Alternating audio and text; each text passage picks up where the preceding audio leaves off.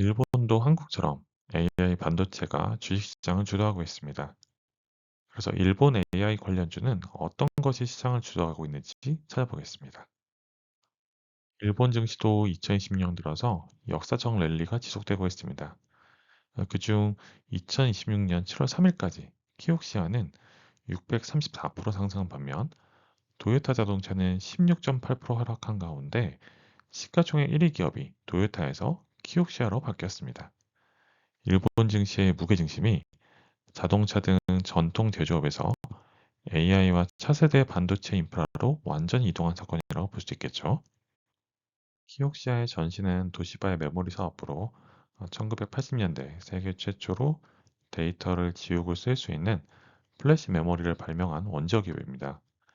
그러나 당시 도시바 경영진은 이 기술의 잠재력을 과소평가했고 결과적으로 인텔과 삼성전자 등 경쟁사들이 시장을 장악하는 결과를 초래했죠. 이후 도시바는 원전 사업의 대규모 실패로 촉발된 위기를 타개하기 위해 2018년 메모리 사업부를 분할 매각해야 했습니다. 당시 미국의 사모펀드인 베인캐피탈이 주도한 한미일 연합 컨소시엄이 이를 인수하면서 키옥시아라는 이름으로 출범하게 됐습니다.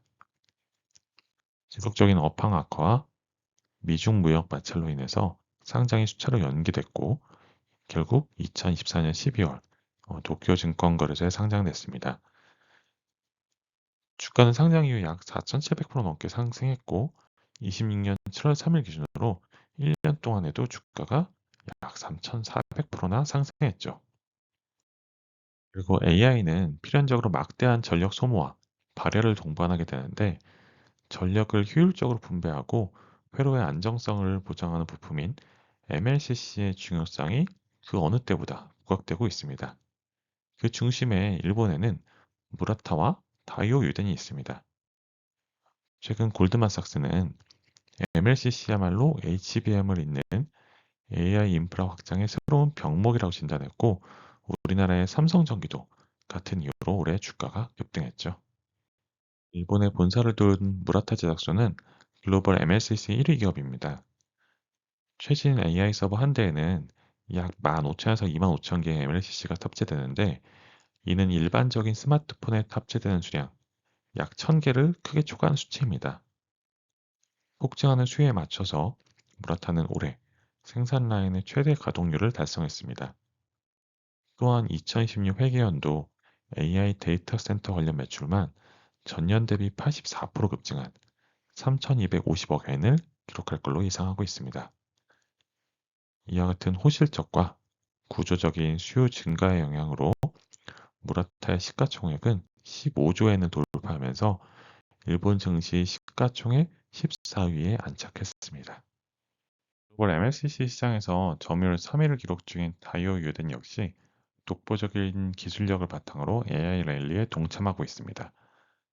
전력 밀도가 극도로 높은 인프라 환경이 조성됨에 따라서 하이엔드 MLCC 리드 타임이 20주를 초과하는 등 이런 타이트한 수급 병목이 뚜렷하게 관측되고 있으면서 다이오의 주가도 올 들어 460% 가까이 상승했습니다. 이런 일본 기술주에 투자하는 국내 사상 ETF가 많지는 않은데요. 키옥시아 비중이 가장 높은 국내 ETF는 에이스 일본 반도체입니다. 타이거 일본 반도체 팩스 ETF가 장비주 중심인데 반해서 블룸버그 지수를 추종하는 에이스 ETF는 키옥시아 비중이 현재 12% 이상 되고 있습니다.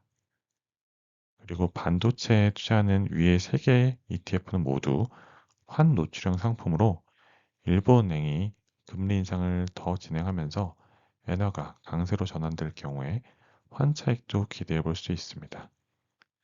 한편 동북아시아 동맹국 전체의 반도체, TSMC의 파운드리, SK하이닉스의 HBM, 일본의 소부장, 여기에 분산 투자하고자 한다면 코덱스 아시아 AI 반도체, EX 차이나 액티브가 방법이 될 수 있습니다.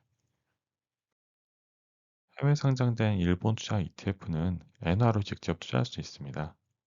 먼저 200A라는 ETF는 2026년 반도체 랠리의 최전선인 키옥시아가 30% 넘게 편입되어 있고 일본 대형 장비주 도쿄 일렉트론과 같은 기업들이 함께 편입되어 있습니다.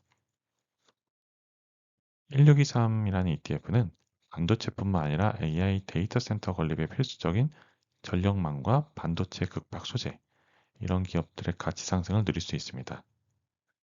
다음 2854로 되어 있는 ETF는 MLCC 및 기술주의 광범위하게 투자 가능한데, 무라타 제작소와 같이 전자부품으로 분류되는 기업과 피지컬 AI 테마까지 아우르기 원한다면 이 ETF를 관심 가져보실 수 있습니다.